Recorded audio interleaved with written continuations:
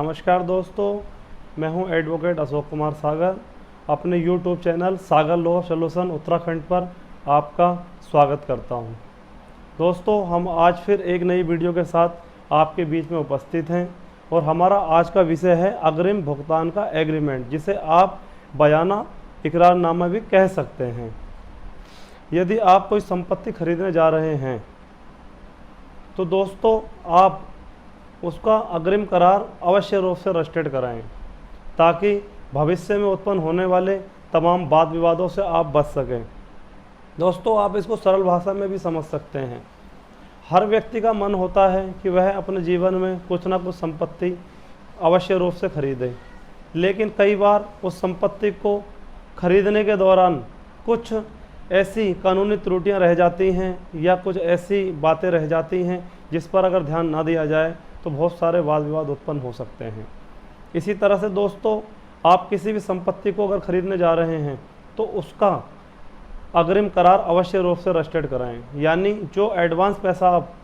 विक्रेता को दे रहे हैं या उसका भुगतान कर रहे हैं, उसका एक रजिस्टर्ड एग्रीमेंट एडवांस के तौर पर अवश्य रूप से रजिस्टर्ड कराएं।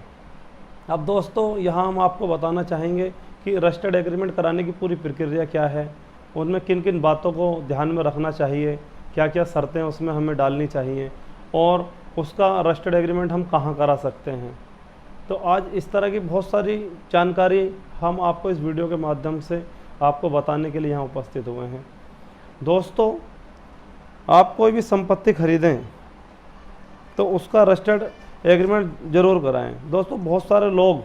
संपत्ति खरीदने से पूर्व एडवांस धनराशि का भुगतान तो कर देते हैं, लेकिन उसका रजिस्टर्ड एग्रीमेंट नहीं कराते हैं, जिस कारण कई बार ऐसी स्थिति बन जाती है कि संपत्ति स्वामी बिचौलियों के चक्कर में आकर ज़मीन को रजिस्टर्ड करने से आपको इनकार कर देता है। अब ऐसी स्थिति में आपका एडवांस रुपया भी उसके पास में चला जाता है और वह आपको रजिस्ट्री कराने के लिए भी तैयार नहीं होता है। तो यहाँ पर ये रजिस्टर्ड एग्रीमेंट बहुत ही महत्वपूर्ण दस्तावेज हो जाता है। अब दोस्तों, हम आपको बताएंगे कि रजिस्टर्ड एग्रीमेंट में किन किन बातों को आपको शामिल करना चाहिए। किसी भी संपत्ति का रजिस्टर्ड एग्रीमेंट कराने से पूर्व आप ध्यान रखें कि उसमें जो धनराशि आप आज उनको भुगतान कर रहे हैं बयाने के तौर पर, उसका उसमें विवरण खोलें। साथ ही जितने का आपका सौदा हुआ है, यानी कि जो पूर्ण भुगतान आपने विक्रेता को करना है, उसका विवरण उसमें डालें। संपत्ति की 14 दिशाएं, यानी पूर्व में किसकी संपत्ति है, पश्चिम में किसकी संपत्ति है, इस तरह से चारों दिशाएं आप उसमें खोलें। साथ ही आप अपना रकबा, यानी जो एरिया, जितनी संपत्ति आप एरिया उसमें खरीद रहे हैं, उसको शामिल करें। और एक चीज़ और महत्वपूर्ण हो जाती है दोस्तों, कई बार ऐसा होता है, कुछ एग्रीमेंट हमने देखे हैं कि उसमें 14 में एक साइड में केवल रास्ता लिख दिया जाता है, जिसको लेकर बाद में विवाद उत्पन्न होते हैं। तो इसलिए मैं यहाँ आपको बताना चाहूँगा कि आप उसमें अवश्य रूप से रास्ते की चौड़ाई भी अंकित करें, ताकि भविष्य में उत्पन्न होने वाले वाद विवादों से आप बच सकें। इन सारी चीज़ों को, और जो धनराशि आप उनको एडवांस के तौर पर दे रहे हैं, उसका हवाला उसमें आप ज़रूर दें, शर्त के रूप में उसमें जो है उसको शामिल करें। और आपकी जो भी तारीख एग्रीमेंट की और प्लस आपकी जो आगे रजिस्ट्री होने वाली है उसकी तारीख तय गई है, उसको भी आप उसमें शामिल करें। इस तरह से एक अच्छा सा आप ड्राफ्ट तैयार कराएं और उसको रजिस्ट्रार के समक्ष आप खरीदार, विक्रेता और अपने 2 गवाहों को ले जाकर आप रजिस्टर्ड कराएं। इस तरह से दोस्तों आप बहुत सारे वाद विवादों से बच सकते हैं।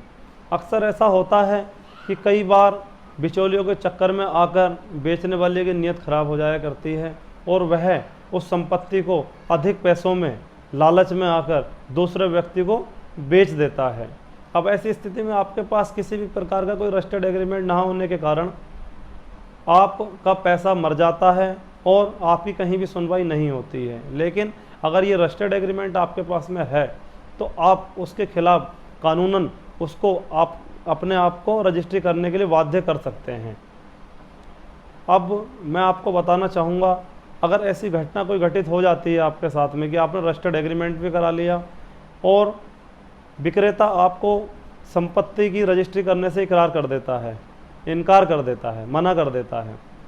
तो उस स्थिति में दोस्तों आप क्या कार्रवाई कर सकते हैं। सबसे पहले तो आप अपने रजिस्टर्ड एग्रीमेंट के मुताबिक जो तारीख आपकी रजिस्ट्री की तय की गई है उसके अनुसार आप 2 गवाह लेकर रजिस्ट्रार के समक्ष, जो भी आपके समक्ष आसपास रजिस्ट्रार ऑफिस है जहां आपने वो रजिस्टर्ड एग्रीमेंट रजिस्टर्ड कराया है, उस रजिस्ट्रार के पास आप जाएं और एक प्रार्थना पत्र टाइप करें। आप प्रार्थना पत्र में पूरी अपनी बात को अच्छे से उसमें टाइप करके बताएं कि उक्त व्यक्ति के साथ में हमारा इस तरीके से जो है रजिस्टर्ड एग्रीमेंट हुआ था और अब उक्त व्यक्ति हमारे पक्ष में रजिस्ट्री करने से मना कर रहा है। उसके बाद दोस्तों रजिस्ट्रार के समक्ष आपकी 2 रसीदें काटी जाएंगी, जिसे आप जो है उपस्थिति की रसीद भी कह सकते हैं। मामूली सा शुल्क रजिस्ट्रार का होता है, उसमें 2 रसीदें आपकी उपस्थिति की वो आपको देगा, जिससे ये स्पष्ट होगा कि आप तय तारीख के अनुसार रजिस्ट्रार के समक्ष अपने 2 गवाहों को लेकर पहुंचे थे, लेकिन विक्रेता वहां नहीं पहुंचा। उसके बाद दोस्तों आप अपने वकील के माध्यम से एक अच्छा वकील कर लें जो ज़मीन का जानकार हो, उसके माध्यम से आप कम से कम 2 नोटिस विक्रेता को प्रेषित करें, अपनी बात उसमें रखें कि भाई आपने हमसे ये रजिस्टर्ड एग्रीमेंट करा था जिसका हमने आपको भुगतान कर दिया है, जो शेष रकम आपकी रह गई है वो हम देने के लिए तैयार हैं और आप हमारे पक्ष में रजिस्ट्री करें। नोटिस देने के बावजूद भी यदि विक्रेता आपके पक्ष में रजिस्ट्री कराने के लिए तैयार नहीं होता है तो दोस्तों आप दीवानी न्यायालय में जाकर आप अपना वाद दायर कर सकते हैं और न्यायालय से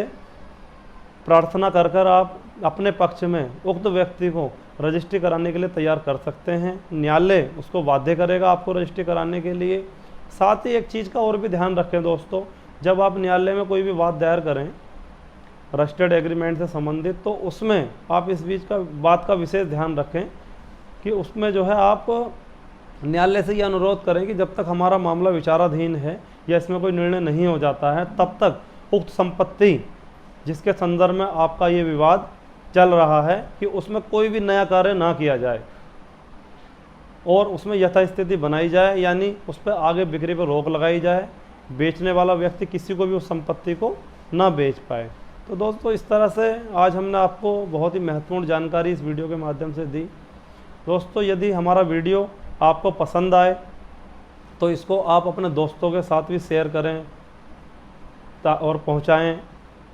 और दोस्तों हमारे चैनल को सब्सक्राइब भी करें, बेल आइकन का बटन भी दबाएं ताकि हमारी आने वाली सभी वीडियो आप तक सीधे पहुंचती रहें।